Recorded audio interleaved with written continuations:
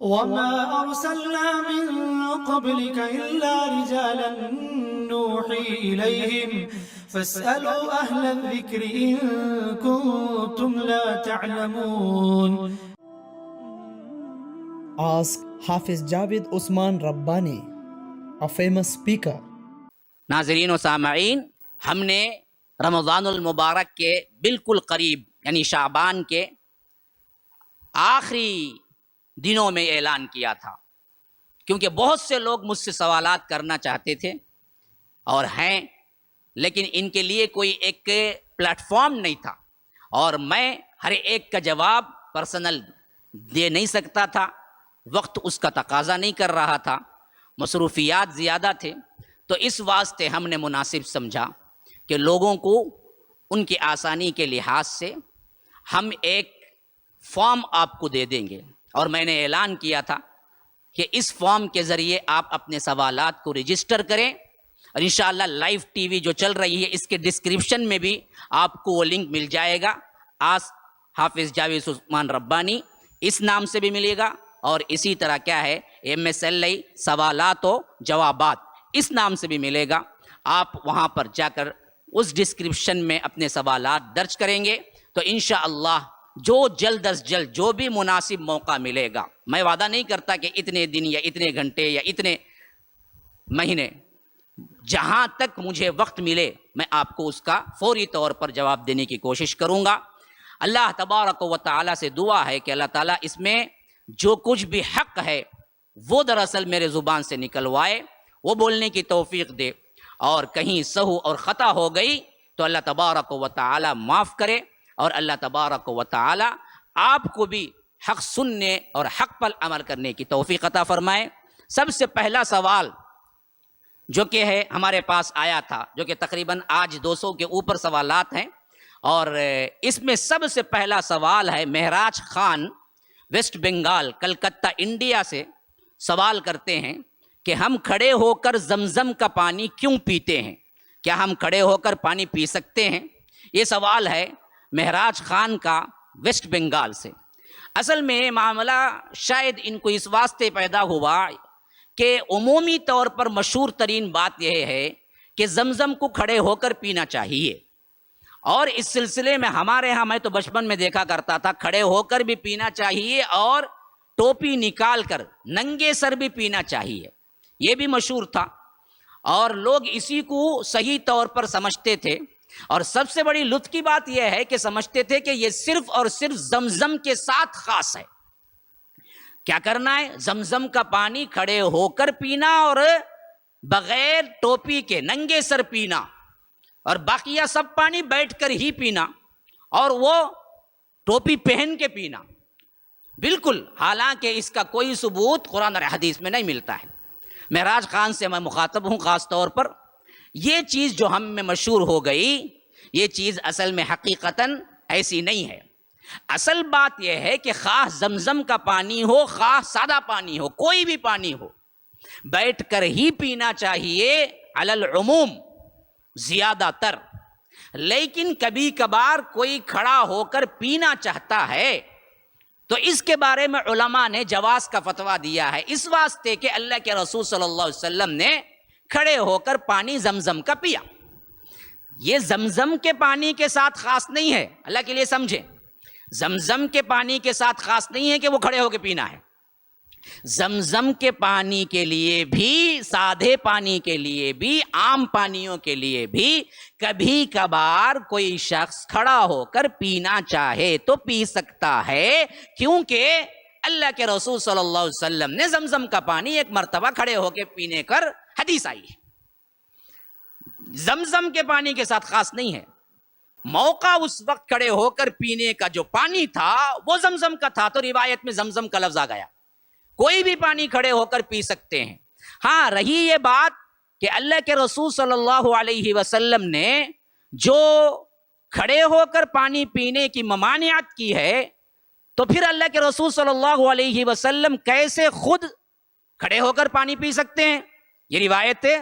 ٹکراتی نہیں ہیں کیا؟ تو اس کا جواب بھی سن لیجئے۔ اللہ کے رسول صلی اللہ علیہ وسلم نے خاص طور پر جو کہا کہ تم کھڑے ہو کر پانی نہ پیو. یہ خاص طور پر حدیث آئی ہے جس میں مسلم نے روایت کیا ہے 2024 میں, اور اسی طرح کیا ہے حضرت انس سے آئی ہے اور حضرت ابو سعید خدری رضی اللہ عنہما, ان دونوں سے آئی ہے, اور وہ الفاظ ہیں کہ ان النبی صلی اللہ علیہ وسلم زجرہ کا معنی ہے نہا عن الشرب قائما, کہ کھڑے ہو کر پانی پینے سے اللہ کے رسول صلی اللہ علیہ وسلم نے منع کیا. یہ بخاری کے اندر بھی ہے, یہ 1637 حدیث نمبر, اور مسلم کے اندر 2027, اور اسی طرح ایک اور حدیث آئی ہے نبی یعنی حضرت ابن عباس رضی اللہ عنہما سے قال سقیت رسول اللہ صلی اللہ علیہ وسلم من زمزم فشرب وهو قائم. اب دیکھیے دو احادیث آ گئی. ایک طرف حضرت ابن عباس کی بخاری و مسلم کے اندر ایک روایت آئی ہے جس میں اللہ کے رسول صلی اللہ علیہ وسلم زمزم کو کھڑے ہو کر پیا. ایک طرف اوپر آئی ہے ابو سعید خدری اور انس سے کہ اللہ کے رسول صلی اللہ علیہ وسلم نے منع کیا. تو اب ان دونوں میں تطبیق کیا ہے کہ فرمایا علماء محدثین نے کہ اصل جو ہے تحریم وہ اللہ کے رسول صلی اللہ علیہ وسلم نے حرام کے معنی میں نہیں کہا, زجرہ اور نہا کے معنی میں حرام نہیں ہے بلکہ کراہت پر محلول ہے, کراہت پر محمول ہے کہ آپ کو اللہ کے رسول صلی اللہ علیہ وسلم ناپسندیدگی کا اظہار کر رہے ہیں کہ کھڑے ہو کر نہ پیو, لیکن کبھی کبھی مشکل ہو جائے گی انسان کو, جب مجمع زیادہ ہو, پیاس سخت لگی ہوئی ہو, کھڑے ہونے کا موقع نہ ہو, تو ایسے وقت میں اللہ کے رسول صلی اللہ علیہ وسلم نے اجازت دینے کے لیے ایک مرتبہ کھڑے ہو کر پیا, جو حضرت ابن عباس رضی اللہ عنہما کہتے ہیں کہ سقیت رسول اللہ صلی اللہ علیہ وسلم من زمزم فشرب وهو قائم, کہ اللہ کے رسول صلی اللہ علیہ وسلم زمزم پیا کھڑے ہو کر. تو یہی اصل بات ہے.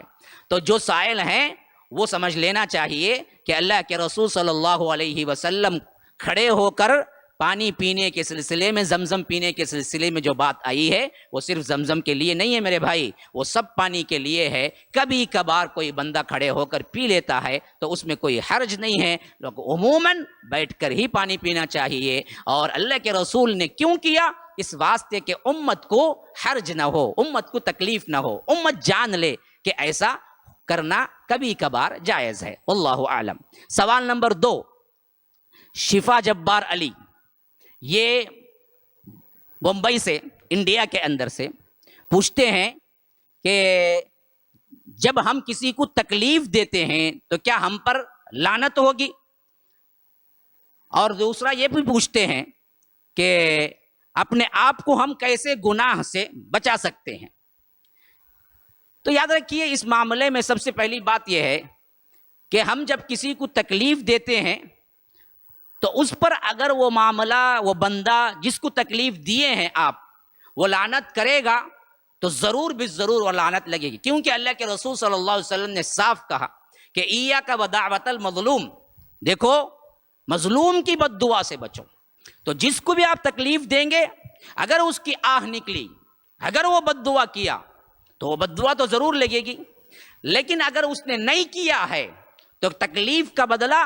گناہ کے طور پر ہوگا, لعنت کے طور پہ نہیں ہوگا. اگر اس نے لعنت کی ہے تو ضرور لعنت, کیونکہ گناہ سے زیادہ لعنت ہے. لعنت کبیرہ گناہوں کے لیے ہوتی ہے, اس واسطے اگر چھوٹی تکلیف پر بھی اگر وہ بد دعا دے تو وہ آپ کا بڑا گناہ شمار ہو جائے گا, تو اس سے بچنا چاہیے. دوسرا جو سوال ہے تو یاد رکھیے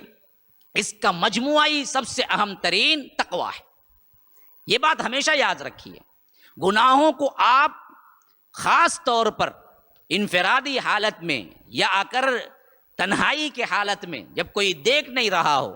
اس وقت بھی اپنے آپ کو بچا سکتے ہیں. تو واحد ایک ہی ذریعہ ہے, وہ ہے تقویٰ, اللہ کا ڈر. جیسا کہ حدیث کے اندر اللہ کے رسول صلی اللہ علیہ وسلم ہمیشہ کہا کرتے تھے اوصیکم ونفسی اولا بتقوی اللہ. دیکھو میں اپنے آپ کو بھی وصیت کرتا ہوں اور تم لوگوں کو بھی سب سے پہلے وصیت یہی ہے میری کہ دیکھو اللہ کا تقوی اختیار کرو. جیسا کہ رب العالمین نے خود کہا کہ ہم نے وَلَقَدْ وَصَّيْنَا الَّذِينَ أُوتُوا الْكِتَابَ مِنْ قَبْلِكُمْ وَإِيَّاكُمْ ان اتقوا اللہ، اس سے پہلے جتنے آئے ہیں اہل کتاب کو بھی ہم نے وہی وصیت کی اور تم کو بھی کر رہے ہیں، لوگوں اللہ کا تقوی اختیار کرو، ڈر، اللہ دیکھ رہا ہے، اللہ سے کوئی چھپا ہوا نہیں ہے۔ ہاں، اذ قال حبۃ من خردل، جیسا کہ حضرت لقمان رحمہ اللہ اپنے بیٹے کو نصیحت کرتے ہوئے کہتے ہیں، یأتی بہ اللہ، اللہ لے کر آ جائے گا ہر گناہ، خواہ تم کیا ہیں پہاڑوں کے سوراخوں کے اندر کرو یا فضاؤں کے اندر کرو یا پانی کے اندر اتاہ گہرائیوں میں کرو، اللہ تبارک و تعالی ہر چیز تمہارے سامنے قیامت میں لائے گا۔ یہ ڈر ہے جو تمہیں گناہوں سے روکے گا، تو یہ ڈر اختیار کرو۔ تقویٰ جتنا زیادہ بڑھے گا اتنا ہی آپ کو کیا ہے، آپ گناہوں سے بچیں گے، جتنا زیادہ کیا ہے ڈر نکلے گا، بے خوف ہوں گے، اتنا ہی آپ کیا ہیں گناہوں میں ڈوبیں گے۔ اسی طرح تیسرا سوال ہے حافظ احمد لکھنؤ سے، انڈیا کے اندر سے پوچھتے ہیں، بینک کے سود کے ذریعے جو جمع شدہ رقم بینک والوں کے پاس ہوتی ہے، اس کے ساتھ ہمیں کیا کرنا چاہیے؟ کیا ہم غریب رشتہ دار کو دے سکتے ہیں؟ تو دیکھیے، اس سلسلے میں سب سے پہلی بات یہ ہے کہ علماء نے یہ بینکنگ سسٹم سے ہی احتراز کرنے کا کہا ہے، لیکن آج دنیا مجبور ہے، انسان اگر بزنس والا ہے، اگر کوئی چیز اگر وہ بزنس کر رہا ہے یا کوئی بھی اہم ترین کام ہے، تو یاد رکھیے بینک کے بغیر ممکن نہیں ہے، معاشیات کا تمام تر انحصار اسی پر موجود ہے۔ تو اس واسطے ہر انسان لا محالہ ان بینکنگ کے چکروں میں پڑنا پڑتا ہے، لیکن اس میں دو باتیں اہم ترین ہیں۔ سود سے بالکل ہی بچنا ہے تو ایک راہ ہے کرنٹ اکاؤنٹ کی، جس میں بینکنگ کے اندر آپ کو سود نہیں رہتا۔ ایک تو وہ ہے جو فکسڈ ڈپازٹ میں ڈال کر سود کھاتے ہیں، یہ تو اعلان جنگ ہے اللہ اور اس کے رسول سے، فَإِن لَمْ تَفْعَلُوا فَأَذَنُوا بِحَرْبٍ مِّنَ اللَّهِ، سب سے بڑا گناہ ہے۔ لیکن جو لوگ بچنا چاہتے ہیں، میں ان کو یہ بات بتانا چاہتا ہوں کہ آپ سیونگ اکاؤنٹ کے بجائے کرنٹ اکاؤنٹ کھولیں۔ کرنٹ اکاؤنٹ وہ ہے جس میں کیا ہے، وہ فائدہ نہیں دیتی، وہ اضافہ نہیں کرتی بینک اور سود نہیں دیتی، لیکن عموماً لوگوں کو معلوم نہیں ہوتا ہے، حالانکہ پرسنل نام پر بھی کرنٹ اکاؤنٹ کھولا جا سکتا ہے۔ اچھا، اب سیونگ اکاؤنٹ کھولنے اور اس میں کیا ہے، کیونکہ عمومی طور پر سوال یہ ہر ایک کا ہے کہ جو لوگ عمومی سیونگ اکاؤنٹ کھولتے ہیں ان پر سود کی رقم ہوتی ہے، کبھی کبھار بڑی رقموں میں بھی، کیونکہ کیا ہے آپ بہت بڑی رقم رکھیں، لاکھوں کی رکھیں تو پھر ہزاروں میں آ جائے گی۔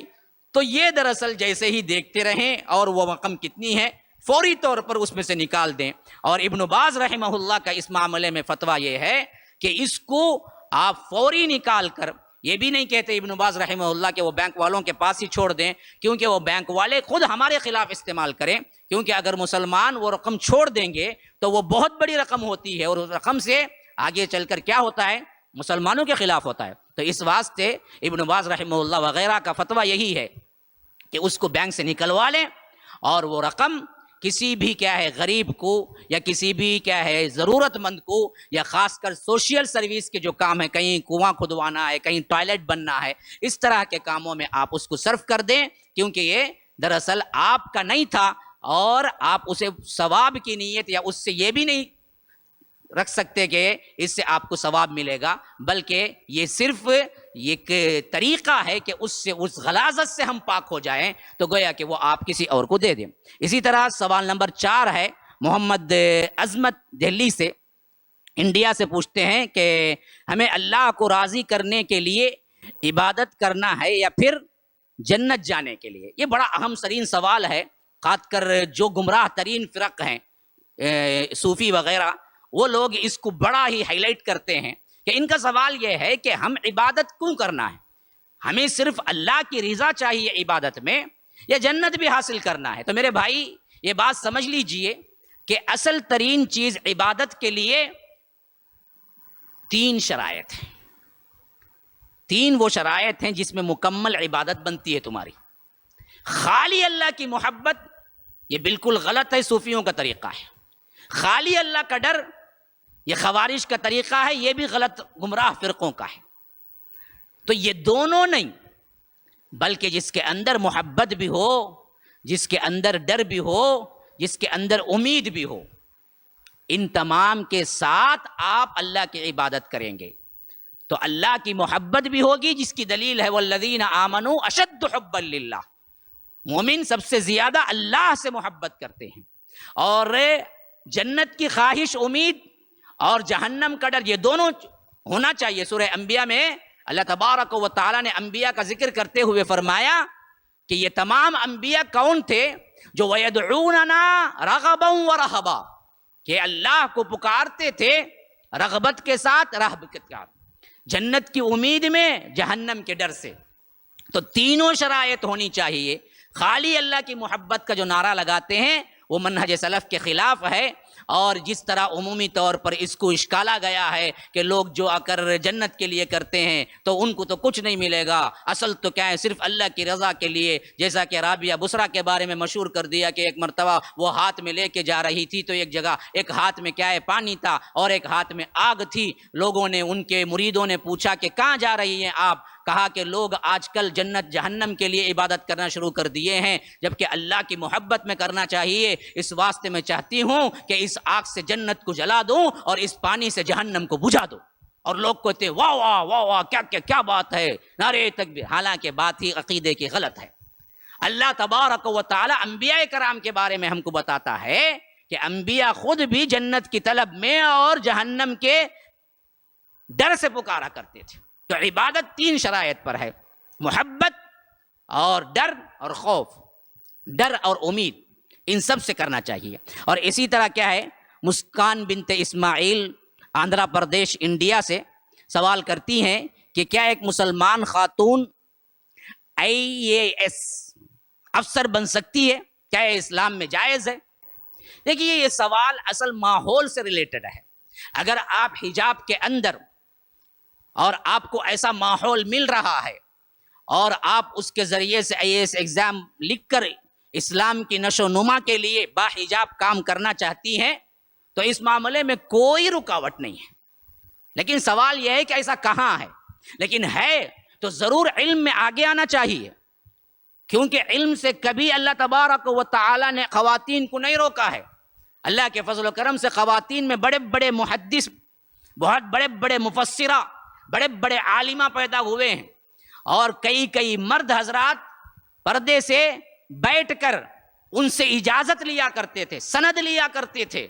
اور خواتین میں ایسے بڑے بڑے مشہور لوگ ہوئے ہیں جنہوں نے کیا ہے، اپنی طرف سے اجازت دی ہے حدیث پڑھانے کی، مردوں کو دی ہیں۔ تو یاد رکھیے، تعلیم اور علم سے نہیں روکتا اسلام، اصل معاملہ ہے آج کا ماحول۔ اگر آپ کو باپردہ ماحول مل رہا ہے تو ضرور ضرور کیجئے، کیونکہ کیا IAS افسروں کی بہت سخت ضرورت ہے، اور مسلم خواتین میں اگر کوئی واقعتاً آئیں گی تو مسلمانوں کا بہت بھلا ہوگا۔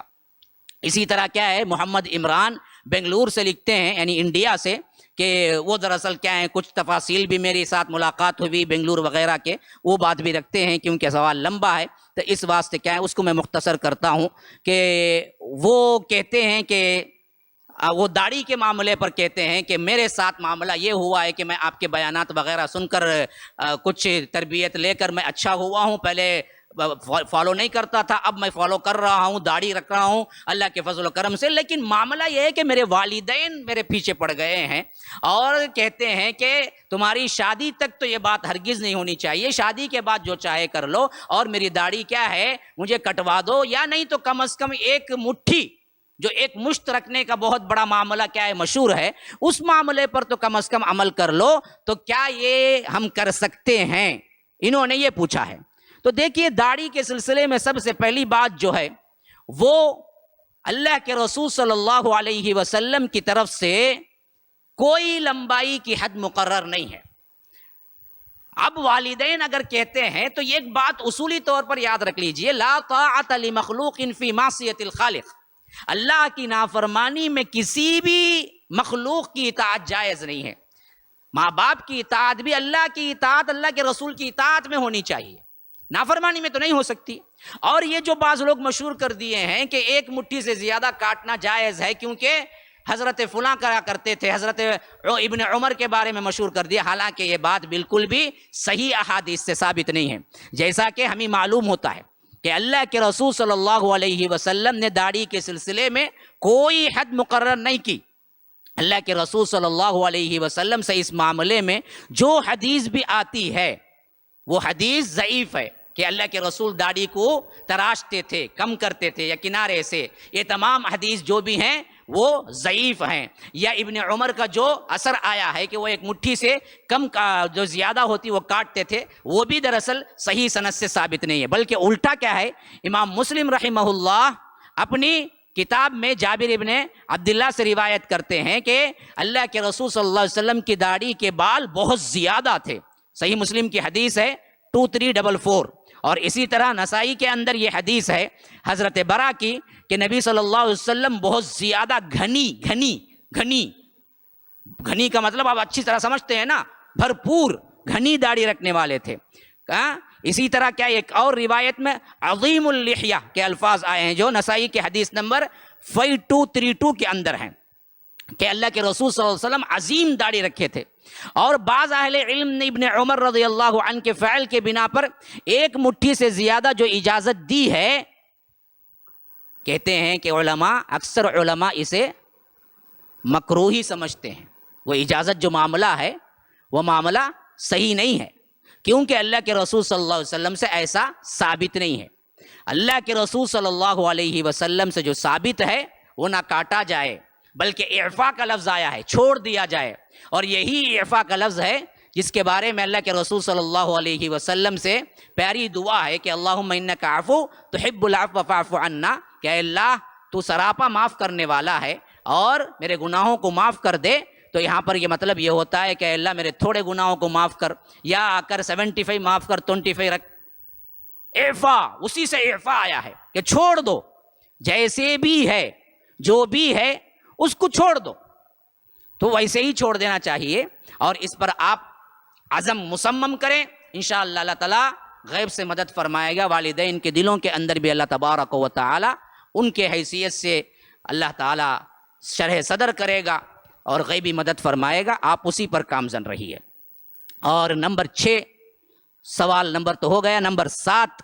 ندیم احمد صدیقی لکھنؤ سے کہتے ہیں کہ فرض نماز کے بعد جو سنن اذکار ہیں،